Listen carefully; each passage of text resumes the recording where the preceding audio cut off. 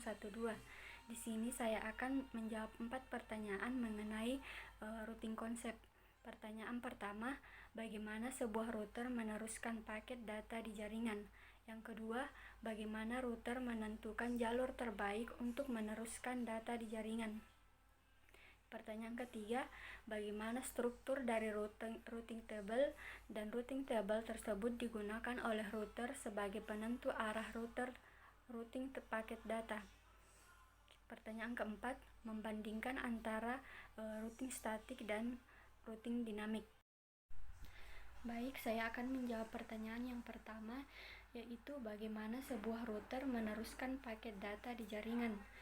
Router meneruskan paket data di jaringan dengan menggunakan tabel routing, di mana di dalam tabel routing tersebut terdapat beberapa informasi seperti entry route.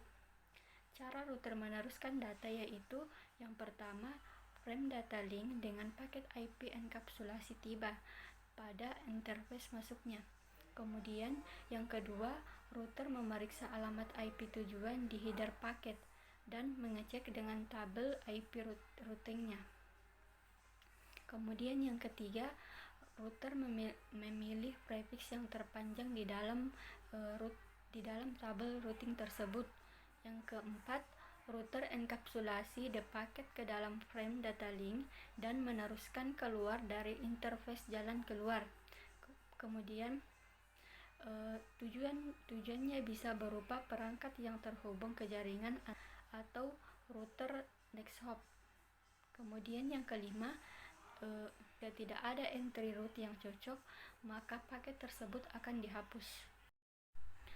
Pertanyaan yang kedua, bagaimana router menentukan jalur terbaik untuk meneruskan paket data di jaringan? Router menentukan jalur terbaik dengan menggunakan tabel routing dengan melihat jumlah bit pada network tersebut. Contohnya seperti pada tabel berikut ini. Di sini terdapat 3 network yang memiliki prefix yang berbeda-beda, yaitu /12, 18, dan /26.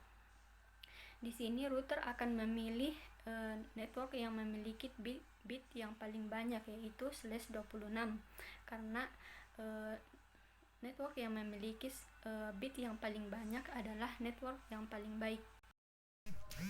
Pertanyaan yang ketiga, bagaimana struktur dari routing table dan routing table tersebut digunakan oleh router sebagai penentu arah routing untuk paket data? Yang pertama, sumber rute. Sumber rute ini mengidentifikasi bagaimana rute itu dipelajari. Kemudian yang kedua, jaringan tujuan. Jaringan tujuan ini mengidentifikasi alamat jaringan yang jauh. Kemudian yang ketiga, jarak administratif. Jarak administratif ini mengidentifikasi kepercayaan sumber rute. Nilai yang lebih rendah menunjukkan sumber rute yang lebih baik. Yang keempat, metrik. Metrik ini mengidentifikasi nilai yang ditetapkan untuk mencapai jaringan jarak jauh. Nilai yang lebih rendah menunjukkan rute yang disukai. Kemudian yang kelima, next hop. Next hop ini mengidentifikasi alamat IP router berikutnya yang akan diteruskan paket. 6. Stempel waktu route. Stempel waktu route ini mengidentifikasi berapa banyak waktu yang telah berlalu sejak rute dipelajari. Kemudian yang ketujuh, exit interface. Exit interface ini mengidentifikasi interface jalan keluar yang akan digunakan untuk paket keluar untuk mencapai tujuan akhir. Yang keempat, membandingkan antara routing statik dan routing dinamik. Perbedaan antara routing statik dan routing dinamik berdasarkan fiturnya. Yang pertama, kompleksitas konfigurasi.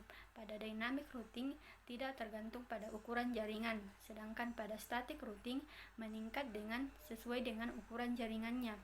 Yang kedua, perubahan topologi. Pada dynamic routing secara otomatis beradaptasi dengan perubahan topologi, sedangkan pada static routing diperlukan intervensi administrator.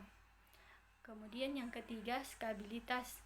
Pada dynamic routing cocok untuk topologi jaringan sederhana hingga kompleks, sedangkan pada static routing cocok untuk topologi sederhana.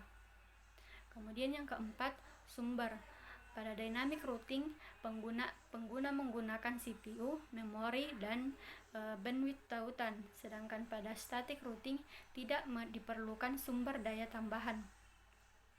Kemudian yang kelima, predikabilitas jalur.